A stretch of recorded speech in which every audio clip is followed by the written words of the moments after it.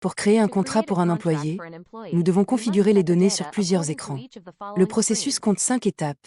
Créer les types de contrats, puis les types de salaire, les types d'indemnités, le modèle de contrat, et enfin, créer le contrat en lui-même. Step 3. Create data at the allowance type screen. Step 4. Create contract template. Step 5. Create contract. Nous allons maintenant aller sur l'écran des types de contrats pour effectuer la première étape. Allez dans les paramètres, sélectionnez « Type de contrat », cliquez sur la fonction d'ajout disponible et saisissez les données requises. Enter the required data.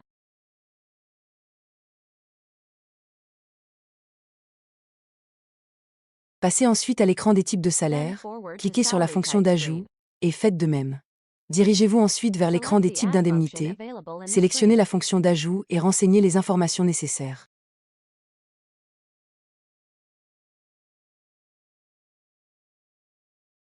Then forward to the allowance type screen. Select the add function available in the screen. Enter the required data.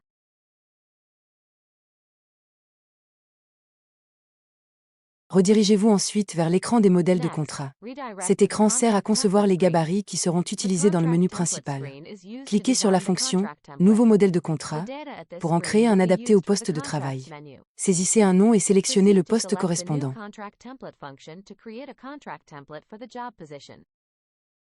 Enter a name and select the job position.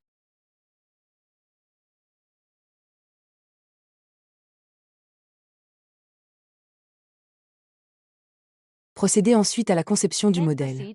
Sélectionnez les champs dans la zone des variables de fusion disponibles pour récupérer et afficher automatiquement les valeurs du système. Cliquez sur « Enregistrer », puis passez à la création du contrat. Then select Save and go to Create Contract. Sélectionnez la fonction « Nouveau contrat ». Le code du contrat affichera la valeur définie dans les paramètres généraux. Le champ « Type de contrat » récupère ces données depuis les paramètres. Sélectionnez la date d'entrée en vigueur et la date d'expiration. Les contrats sur le point d'expirer seront listés sur le tableau de bord et passeront automatiquement au statut « Expiré » à échéance. Contracts to the expiration date will automatically change to expired status. La liste des salaires et indemnités est utilisée pour sélectionner les données de rémunération liées au contrat de l'employé. Ces données proviennent des écrans que nous avons configurés précédemment dans les paramètres.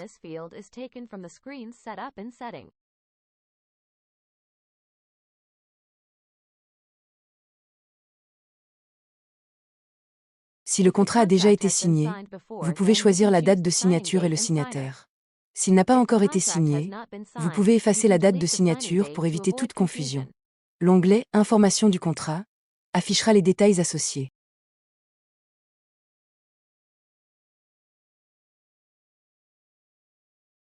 Contract Information tab screen will display contract-related information. L'onglet « Contrat » affichera le contenu généré à partir de votre modèle. Ce contenu peut également être prévisualisé directement au format PDF.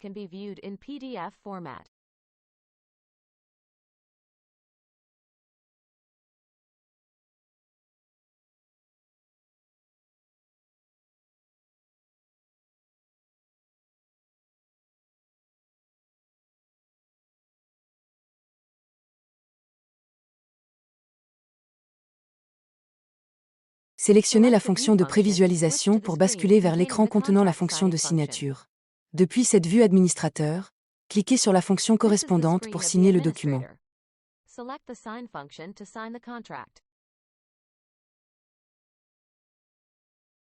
Votre signature sera enregistrée et la date ainsi que le statut seront mis à jour.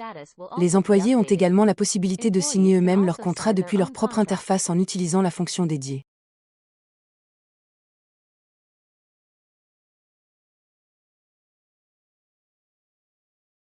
Select Function Employee Sign.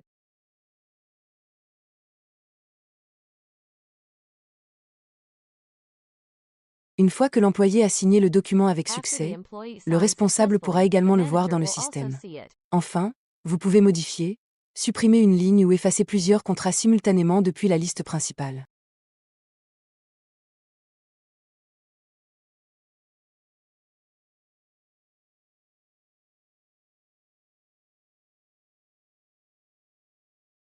We can also edit, delete a line or delete multiple contracts at the same time.